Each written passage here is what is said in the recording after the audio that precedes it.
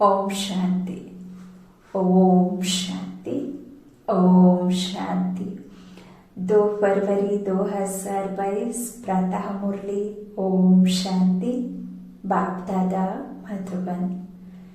आज परमपिता परमात्मा ने हम बच्चों से मुरली के महावाक्यों में कहा, मीठे बच्चे, तुम अभी ईश्वरीय खजाने से पल रहे हो। तुम्हारा कर्तव्य है ज्ञान का खजाना बांटकर सबका कल्याण करना।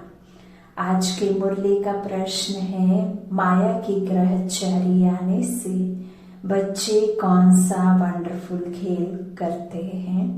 उत्तर में बाबा ने कहा, जब ग्रहचारी आती है तो ऐसे ऊंचे ते ऊंचे बाप, टीचर और सतगुरु तीनों को ही भूल जाते हैं। वंडर है जो अच्छे अच्छे निश्चय बुद्धि बच्चे भी कहते हैं हम नहीं मानते। आश्चर्यपद सुनंती कथंती भागंती हो जाते हैं। आज मम्मा बाबा कहते, कल गुम हो जाते, पता ही नहीं चलता, लेकिन बाबा कहें फिर भी सब आएंगे, क्योंकि सबको शरणागति तो एक बाप के पास ही मिलनी है।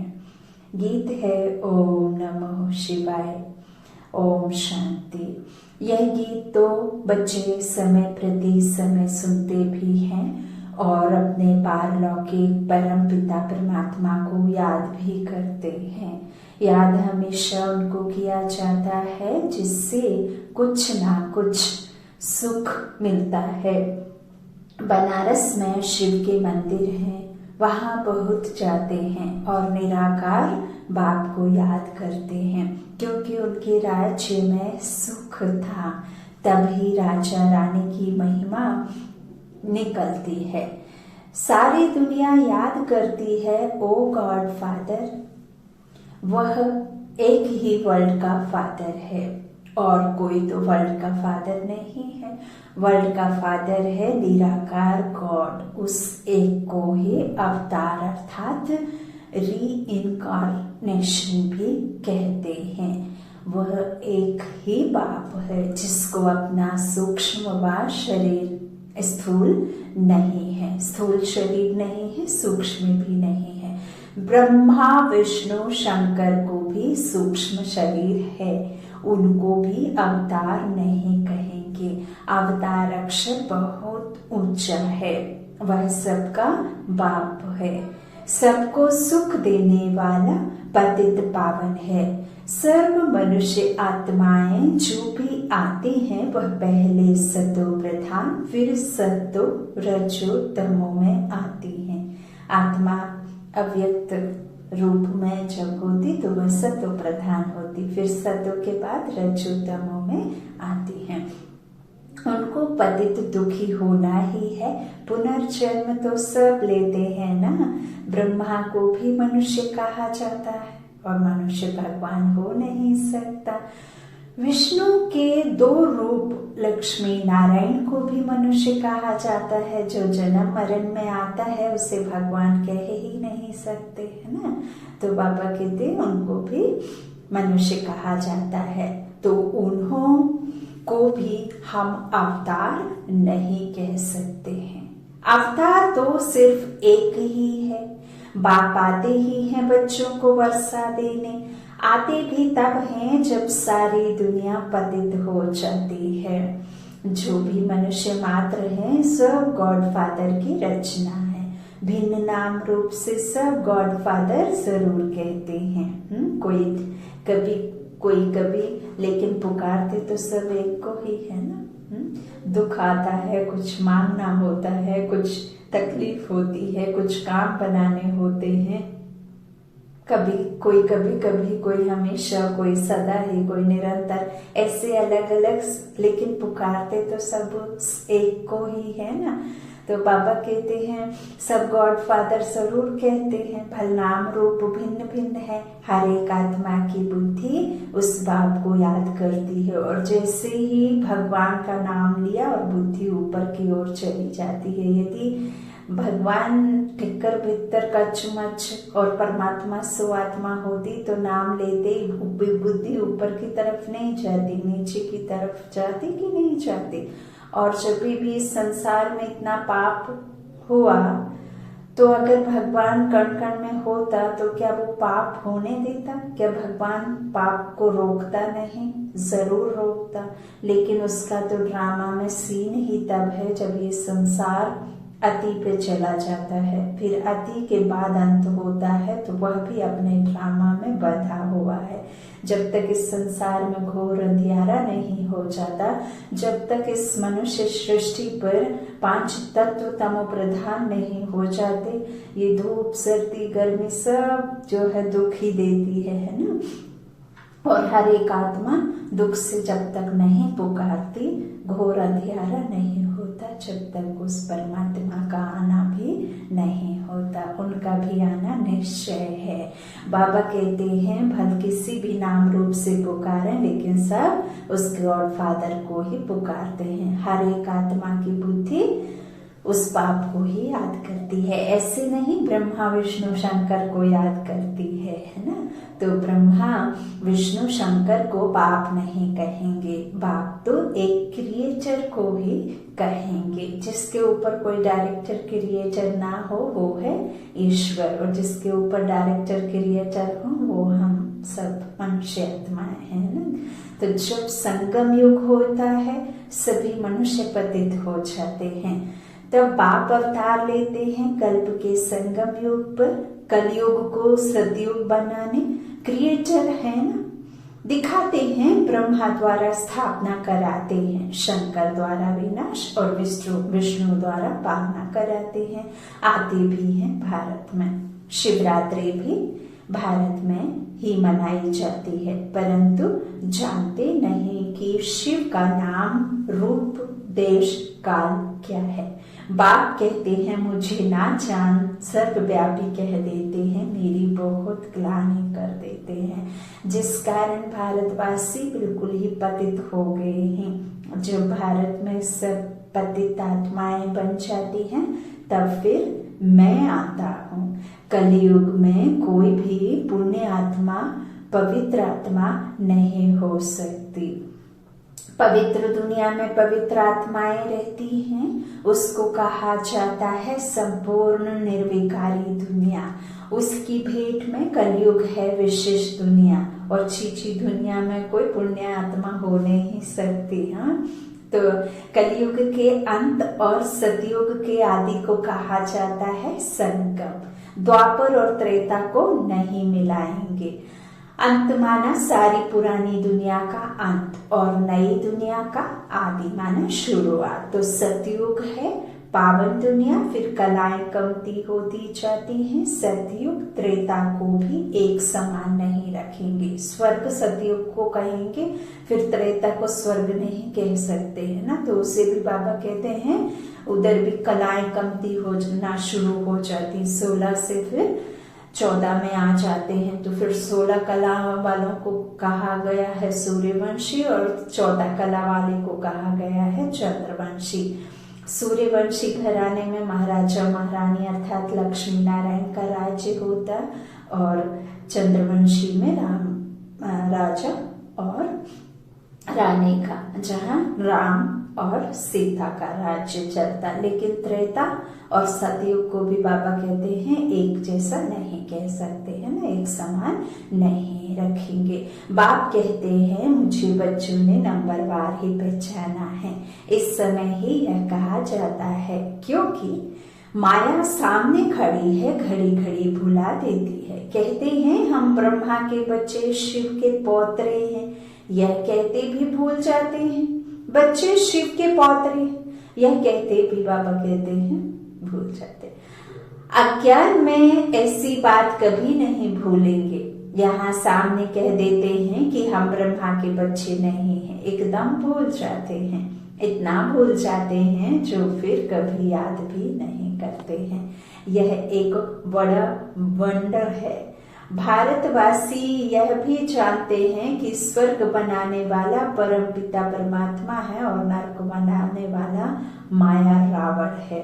रावण कोई 10 शीश वाला या बड़े राक्षसी मनुष्य कोई नहीं है, असुर कोई 10 शीश वाला नहीं है। रावण माना 5 विकार, स्त्री के 5 विकार, नर के तो ऐसे 10 विकार दिखाए गए हैं, 10 शीश दिखाए गए हैं, है ना।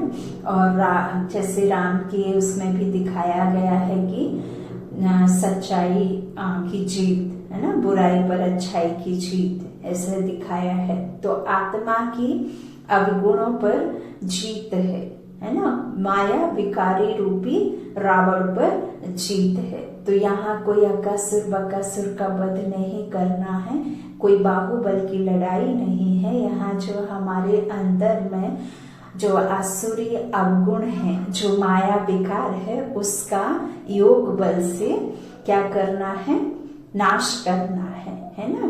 तो इससे हमें लड़ना है, विकारों पर जीत पहननी है, ना कि कोई बाहुबल आजमा करके किसी का खून नाहक नदियां बहानी है। तो बाबा कहते हैं इस तरह नरक बनाने वाला माया रावण है, फिर दोनों ही बातें भूल जाते हैं, ना बाप को जानते और ना रावण को जानते, यथार्थ रीति दोनों को नहीं जानते है ना। रावण को चलाते आते हैं और ईश्वर को पूछते आते हैं, कहीं ये मंदिर जाना, वो मंदिर जाना, दर दर की ठोकरें खाना, है ना, धर्म तीर्थ स्थल पर जाना, नहाना, नदी में नहाना, नर्मदा में नहाना, है ना, संगम में स्नान करना, हाँ ऐसा। लेकिन संगम नदी जो भी बाबा बताते हैं कि मैं कौन, मेरा कौन, रावण कौन, तुम कौन, है ना, ये सब बातें बाबा यथार्थ रीति समझाते हैं। तो बाबा कहते हैं सब करते हैं लेकिन जानता कोई भी नहीं, ना रावण को और ना ही बाप को। तो शिव को पूजते हैं और रावण को जलाते हैं, परंतु वंडर यह है जिन्हों को पूजते हैं उनके ऑक्यूपेशन, बायोग्राफी का पता नहीं, और रावण जिसको जलाते हैं उनका भी पता नहीं कि रावण क्या चीज है। मनुष्य मात्र यथा राजा रानी तथा प्रजा सब उसमें सब आ जाते हैं, सब तुच्छ बुद्धि है। बाप समझाते हैं और जो धर्म स्थापन करने आते हैं उनको री इनकार्नेशन नहीं कहेंगे, है ना। उनको थोड़ी कहेंगे कि सच्चे विश्व में शांति लाने वाला या सत्य ज्ञान देने वाला, सत्यखंड की रचना करने वाला, या रचता थोड़े ना उससे कहेंगे, वो तो धर्म स्थापन अर्थात धर्म स्थापन होंगे, मत मतांतर होंगे, अनेक अनेक धर्म का गुरु होंगे, तो उससे तो द्वैत वाला राज्य आएगा ना। अद्वैत राज्य तो एक परमात्मा ही ला सकते हैं, है ना। तो बाबा समझाते हैं कि जो धर्म स्थापन करने वाले हैं, करने आते हैं, उनको री इनकार्नेशन नहीं कहेंगे, अवतरण एक बाप का ही होता है भारत में। परंतु भारतवासी खुद ही भूल जाते हैं। परम पिता परमात्मा की पूजा करते हैं, परंतु वह कब आया, क्या किया, कुछ भी जानते नहीं। ना बाप को, ना रचना के आदि मध्य अंत को जानते हैं, ना देवी देवताओं की बायोग्राफी को जानते हैं, इसलिए ही दुखी हैं। भारतवासी पहले कितने सुखी थे। भक्ति है लेकिन उसमें शक्ति नहीं है ना।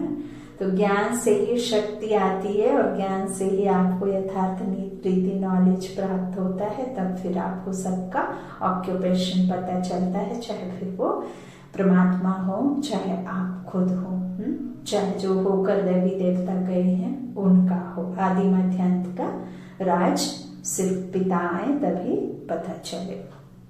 तो हम तो आधार मूर्त जो होकर गए देवी देवता अनुज, है ना, उनसे ही मांगते हैं।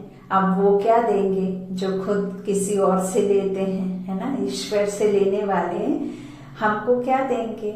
तो बाबा वही कहते हैं कि अनुज से थोड़े ना वर्षा मिलता है, भाइयों से नहीं मिलता, काका चाचा ताया से थोड़े ना वर्षा मिलता है। जो शास्त्र आदि बनाए गए हैं, जो गीता के कितने वर्षंस हैं, गीता का भगवान ही कह दिया, जो होकर गए, जो बच्चे को उसमें डाल दिया, तो बाबा कहते वो तो खुद वर्षा ले रहा है है ना, वो कैसे किसी को वर्षा दे सकते, और वो बच्चा कैसे गीता ज्ञान सुना सकता कृष्ण, है ना। तो ये सब जो इकट्ठा बायोग्राफी कर दी ना बाप बेटे की, तो मूंझ गई दुनिया, है ना। तो हर कोई देखिए, यदि कृष्ण ही पूरी दुनिया का, वर्ल्ड का भगवान होता तो हर कोई मानता ना, लेकिन सब भल वो जो ईसाई धर्म में हो, चाहे आप कहीं भी चले जाओ, गॉड भी एक लाइट है ना, गॉड ऑफ लाइट, नूर जिसे कहते हैं अल्लाह, वो भी एक लाइट है। जापान में भी एक स्टोन उसका भी माना गया है कि लाइट को, है ना, पत्थर को पूजते तो उसमें भी लाइट। हमारे यहाँ भी निराकार शिव परमात्मा जो लाइट ही है ना। तो इस तरह से वो नूर की, वो अल्लाह की, वो गॉड की, जो निराकार शिव परमात्मा की जो पूजा, तो वो लाइट है ना। तो सब उसे ही याद करते हैं, लेकिन समझते नहीं है ना। तो बाबा कहते हैं इस तरह से ना तो बाप को जानते और ना रचना को जानते, है ना, और ना ही देवी देवताओं की बायोग्राफी को जानते, इसलिए दुखी है ना।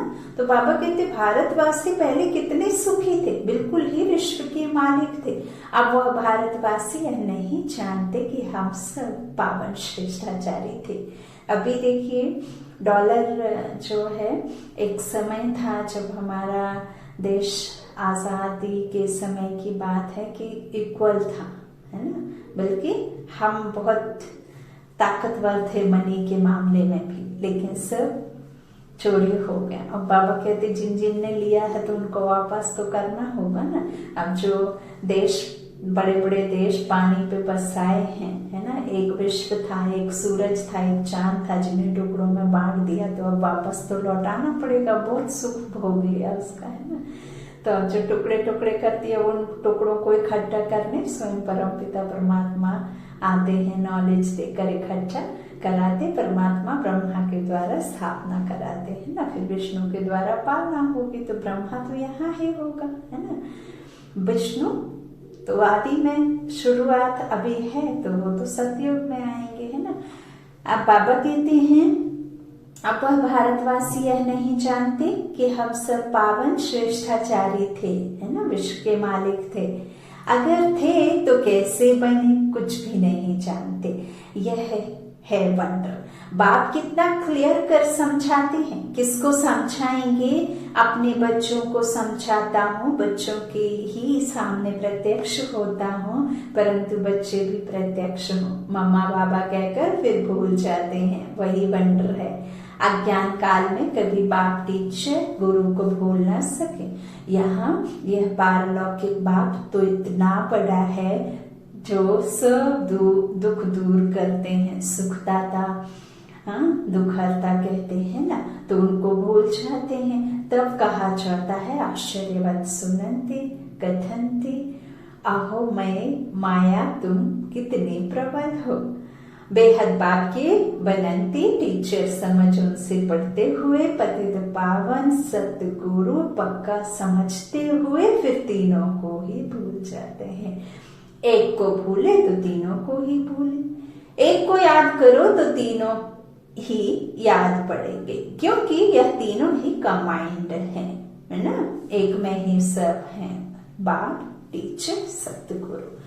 खुद ही बाप टीचर और सतगुरु हैं, सो भी एक्यूरेट हैं। कहते हैं मैं बाप हूँ, तुमको जरूर अपने परम धाम में ले जाऊंगा, मैं तुम्हारा शिक्षक हूँ, पढ़ाकर तुमको जरूर राजाओं का राजा बनाऊंगा। मैं सतगुरु हूँ, तुम बच्चों को नंबरवार पुरुषार्थ अनुसार सबको वापस जरूर ले जाऊंगा। यह गारंटी करते हैं। ऐसे बाप को भी चलते चलते भूल जाते हैं। माया की ग्रहचारी ऐसी है जो आज कहेंगे बाबा, कल कहेंगे हमको संशय पड़ता है ना, निश्चय नहीं होता ना, बातों पर विश्वास नहीं होता। तो बाबा कहते हैं संशय पड़ता है, क्या, क्यों, कैसे, कहाँ में गए, तो फिर बस वो तो कभी क्वेश्चन मार्क तिरछा ही रहता है ना। जैसे कुत्ते की पूंछ को आप पाइप में भी डालो तो सीधा नहीं होता, ऐसे क्वेश्चन मार्क तो तिरछा ही रहेगा। क्या, क्यों, कैसे, कहाँ का में जाएंगे तो फिर कभी भी निश्चय कर नहीं पाएंगे, है ना। कौवई काऊ काऊ काऊ करता है ना, क्यों क्यों क्यों। तो ऐसे ही बाबा कहते हैं कि संशय पड़ता है, ऐसे ही होता रहता है। हाँ, कोई तो फिर अंत में आकर वर्षा लेंगे, ग्रहचारी उतरेगी तो आ जाएंगे। ऐसे ड्रामा में नोंद है, विनाश तो होना ही है, फिर किसकी शरण लेंगे। सबका सदगति दाता तो एक ही है। देखिए लिखा भी हुआ है ना कि सबका एक ही ठिकाना है ना। ऐसे नहीं है कि जो अमीर है उसका कहीं और जाना है और जो गरीब है उससे दूसरे जगह जाना। सबका एक ही ठिकाना है, राख सबको बनना है ना। शरीर सबका जो है मिट्टी होना है और आत्मा सबकी जहां से आई वहीं रहना जाना, मुक्ति जीवन मुक्ति में है ना। जैसे जैसे ड्रामा में है जिसका जो पार्ट, वैसे वैसे आते रहना जाते रहना, आना जाना लगा ही रहता है ना।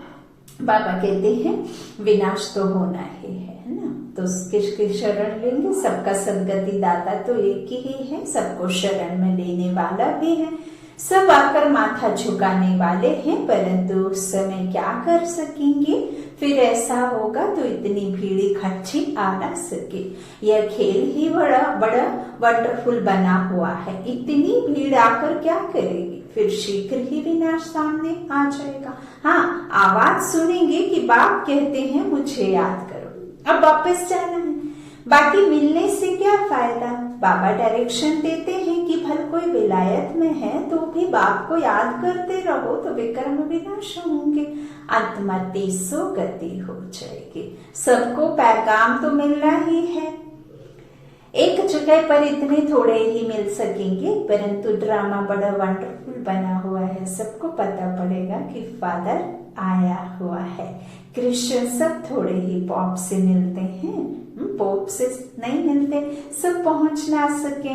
यह भी सबको अंत में पता पड़ेगा कि बाप आया है, सबको लिबरेट कर ले जाएंगे। कितना बड़ा विनाश होना है। रुद्र माला कितनी जबरदस्त है, उनकी भेंट में विष्णु की माला कितनी छोटी है।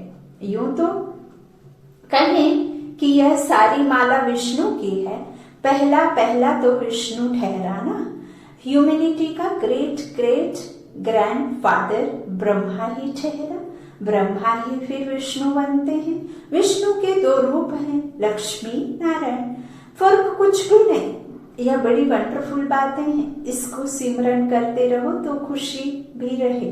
बाबा ने समझाया है रीइंकार्नेशन सिर्फ एक को ही कहा जाता है, जो स्वर्ग की स्थापना करे, जो परमात्मा जो भगवान वो एक ही है ना। तो रीइंकार्नेशन सिर्फ एक को ही कहा जाता है, क्योंकि उनको अपना शरीर नहीं है और सबको अपना अपना शरीर है।